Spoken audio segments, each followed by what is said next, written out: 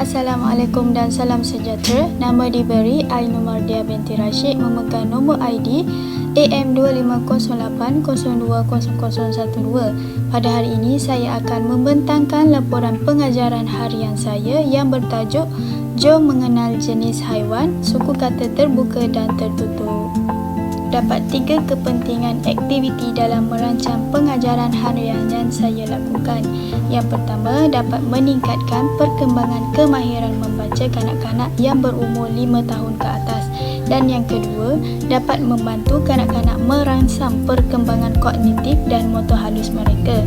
Dan yang ketiga, aktiviti ini juga penting kerana ia membina asas literasi awal dengan memberi fokus kepada bacaan suku kata. Terdapat 2 objektif utama. Yang pertama, kanak-kanak dapat membaca 5 suku kata terbuka dan tertutup jenis V plus KVK dengan betul. Dan yang kedua, kanak-kanak dapat memadankan suku kata sehingga membentuk perkataan yang lengkap. Okey, hari ini kita akan belajar tentang Jom Mengenal Jenis Haiwan yang memberi fokus kepada tunjang utama bahasa Melayu. Manakala 2.0 kemahiran membaca, standard kandungan utama 2.3 membina dan membaca suku kata dan perkataan. Tunjang disepadukan tunjang perkembangan fizikal dan estetika.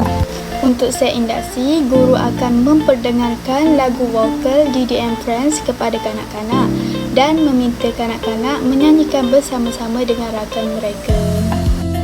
Seterusnya, untuk aktiviti pertama, kanak-kanak dibentangkan dengan flashcard haiwan dan guru bertanyakan haiwan apakah yang ada dalam flashcard tersebut.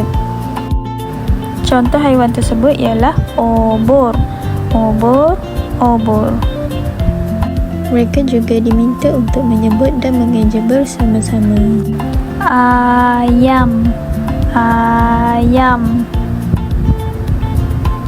Itik, itik. Ular, ular. Aktiviti ini diulang kepada beberapa orang kanak-kanak dengan ejaan dan sebutan yang betul berdasarkan flashcard tersebut. Untuk aktiviti kedua pula, kanak-kanak perlu padankan suku kata terbuka dan tertutup menjadi satu perkataan. Kanak-kanak secara bergilir diminta ke hadapan untuk memadankan serta menyebut suku kata berdasarkan haiwan, iaitu ayam, itik, ular, obor dan ikan berdasarkan petunjuk yang diberikan menggunakan kemahiran motor halus mereka, iaitu tangan.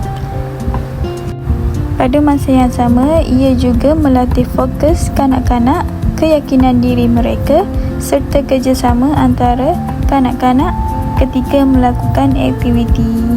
Manakala bagi kanak-kanak yang tidak berjaya memadankan suku kata dengan betul, akan diberikan bimbingan oleh guru seperti video di atas. Guru membimbing murid sepanjang aktiviti dijalankan agar mereka berjaya sehingga tamat aktiviti yang dijalankan tersebut.